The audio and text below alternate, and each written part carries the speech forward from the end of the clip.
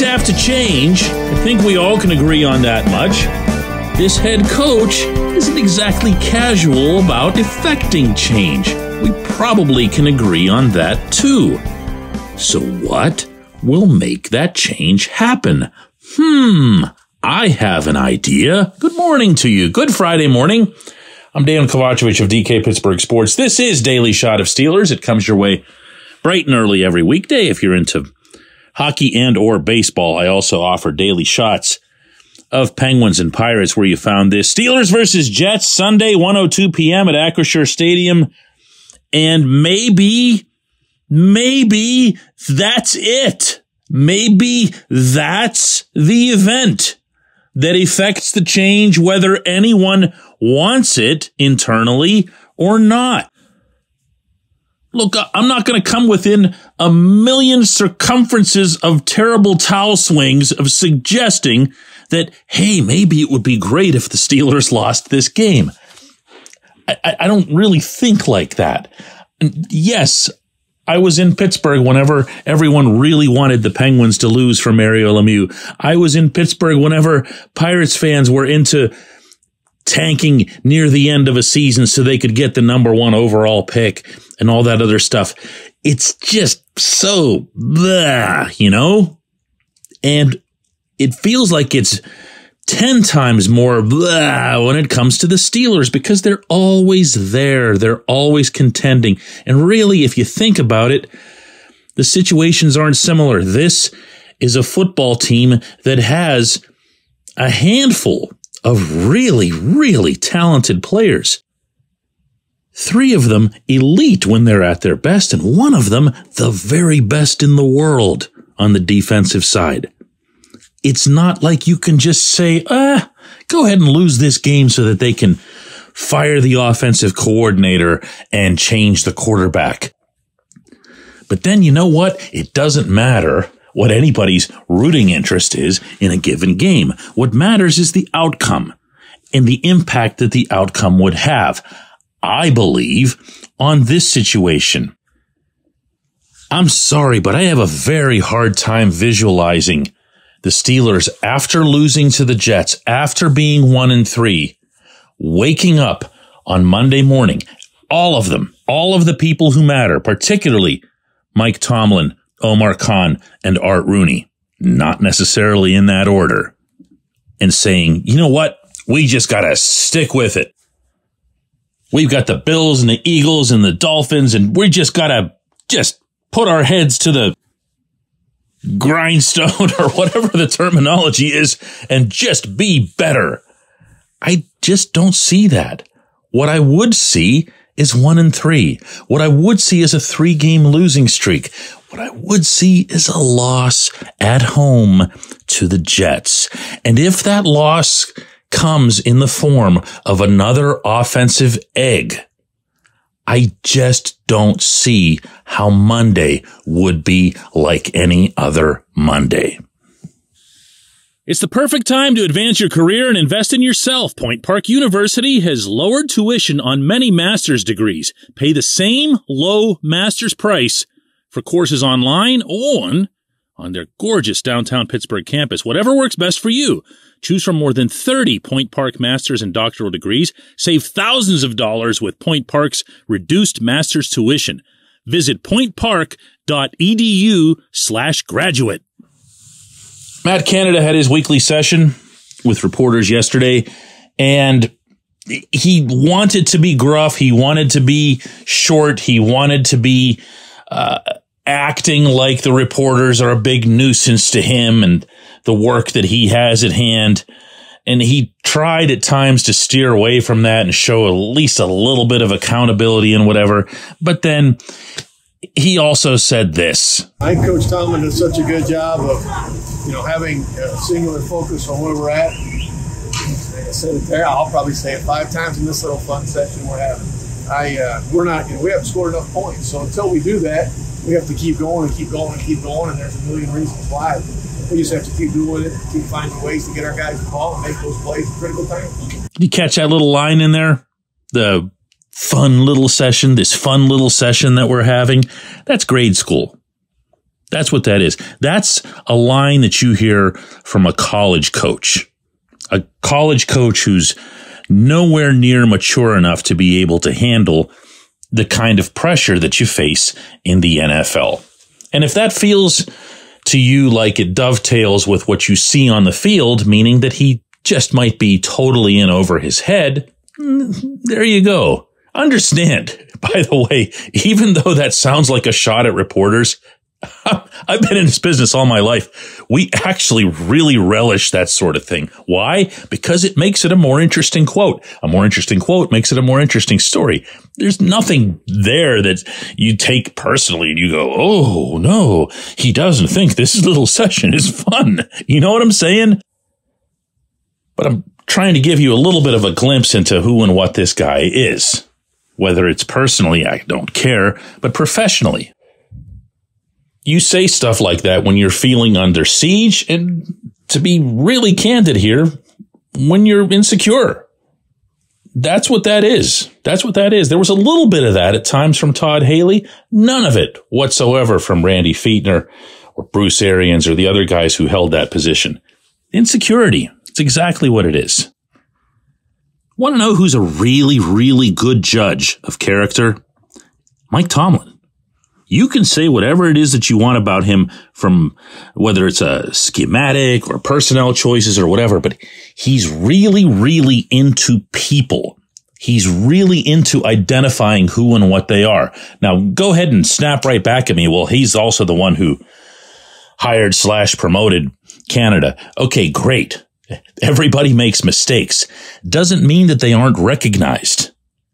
There's no earthly way that Tomlin deals with this individual on a daily basis and doesn't realize everything that I'm saying here for himself. He is capable of sniffing out somebody's personality quirk, for better or worse, from 50 yards away. I've seen it with my own eyes.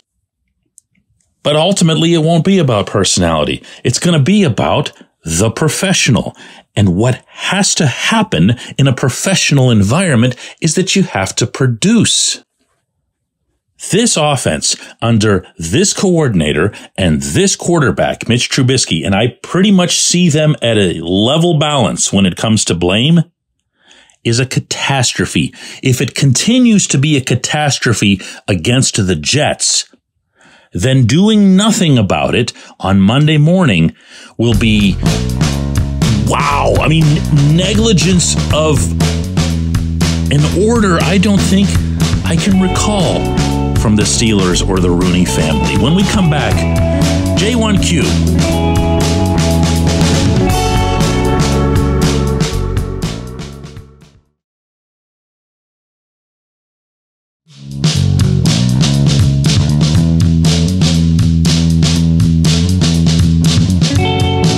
Back. It's time for Just One Question, and that's brought to you always on this program by the personal injury law firm of Luxembourg, Garvin, Kelly, and George, LGKG. They represent people who are hurt in car accidents, who need assistance with workers' comp and medical malpractice claims. The attorneys at LGKG have been designated super lawyers, capital S, capital L, for the past 15 years. And yes, that is a real thing. The super lawyer designation is reserved for the top 5% of all attorneys in Pennsylvania. Learn more about them at lgkg.com or by calling 888-842-5454. Today's J1Q comes from Melissa Hellman, and she asks, very simply, is this the beginning of the end of football? And my answer to that, Melissa, is no, it's not. Anybody who doesn't know what Melissa's asking about didn't stay up last night to watch Tua Tagovailoa of the Dolphins getting carted off after a hit that sent his head into the ground, at which point his hands convulsed in front of his face in what's known as the fencing mechanism, when the brain basically just goes into defensive mode and shuts down. Meaning shuts down extremity activity. And it's just a terrifying sight. And for those of you who follow the Steelers, to have it happening in Cincinnati, yeah, Ryan Shazier was among the, who knows what the number would be, thousands upon thousands of people wishing Tua well on Twitter. The Dolphins ended up announcing, probably about a half hour after the incident, that Tua had feeling in his extremities.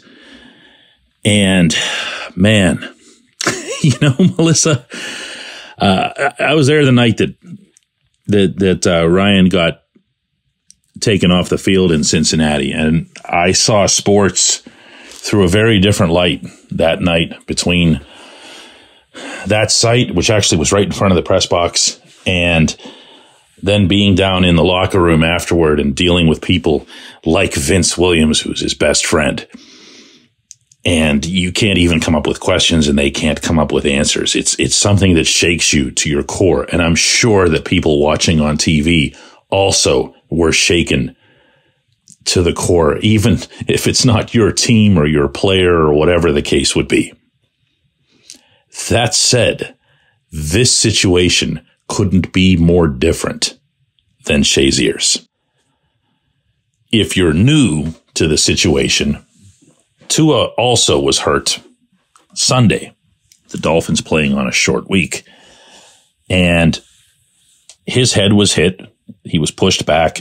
It kind of snapped and it went into the ground. And as he got up and started trotting back toward what would be the huddle, he stumbled forward, very awkward looking. It wasn't like he slipped or something. And he was taken out of the game, and he was deemed okay to return. Now, that's done by a third party. And at the time, the Dolphins announced that he had a head injury. The next day, miraculously, the Dolphins injury report has Tua as having a back injury. What happened to the head injury? Who knows? But it wasn't there. And Tua participated in the one practice that you're allotted on a short week, as we saw with the Steelers last week. And there he was playing last night against overwhelming public sentiment, including from the Dolphins' own fans, who you would think, if they were being cold-blooded about it, would just say, hey, toughen up, kid, go out there and get him, because that's how we used to do it back in the days of leather helmets and whatever else here. No, the outcry in South Florida was no, especially not on the short week. And then this happens. The Dolphins are not run by a savory bunch of people. And I'm not going to go too deeply into this because this is not Daily Shot of Dolphins. But when something hits home, it hits home. And for this, again, to be in Cincinnati where Shazier was hurt, only this time to have a team be, I don't even know if complicit is the right term, responsible. The team controls whether or not the player plays. You're going to have a lot of people over the next few days, as this is going to be by far the top story in football and probably one of the top stories in the country, parsing back and forth as to, well, the neurologist said everything was okay and they cleared him or whatever else. They're going to be passing the buck left and right. Ultimately, the team makes the decision as to whether or not the player can play on a Thursday night on a short week right after having had his head slammed into the ground and then getting up and nearly collapsing as he stumbled forward in full view of the planet. The Dolphins were okay with doing that. I got to tell you, I love football. I've loved football my whole life, since the earliest childhood recollections that I have. It was easy to love football as a child in Pittsburgh. You know, for me, that was the 70s. All they did was win. It's a violent sport, but it's a beautiful one. I've loved the game. I've gotten to love a lot of the people who play the game at all levels. I once conducted a concussion symposium. This was over at the Carnegie Science Center. And I presided over a panel that included a handful of people representing each of Pittsburgh's teams. Like Neil Walker, for example, was there for the Pirates. And Merrill Hodge was the one speaking on behalf of the Steelers in football. And I got to tell you, I did not see Merrill getting as animated as he did, but he had told me in advance, he said, just watch. I'm going to light this stage on fire. And he did. He was livid over what he felt was the unfair singling out of football when it came to concussion discussions and debates. He felt everyone was talking about, well, pretty much what you just brought up there, meaning the death of football or the end of football. And he said, if all we do is manage it properly, if all we do is understand and study and analyze, and then from there respond and react responsibly, this sport absolutely unequivocally can be managed. It can be made safer. It can be made safer a little bit more with each passing year, whether that's modifying the kickoff rules, whether that's wearing those goofy Great Gazoo helmets that you're seeing in practice now. And by the way, the Steelers wore again yesterday at practice.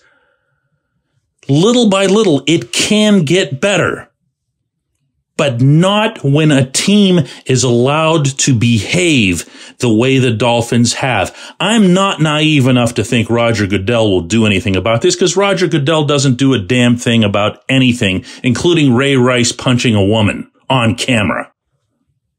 But I'd like to think that the National Football League Players Association would stick up for one of its players. I'd like to think that people around the league, including chiefly the players, will pipe up about this, as some of them began to do last night on social media. Because if they don't protect themselves from that type of behavior, they're going to be next. I appreciate the question. I'm so glad you sent this to me, because I wasn't sure how I was going to be able to work this into the show, because it's not directly a Steelers topic, but I'm welcoming any and all feedback on this, as I do with every subject of every episode. We will have another Daily Shot of Steelers on Monday after the game against the Jets. And my goodness, could that be eventful. Thank you so much for listening. As always, it's never taken for granted.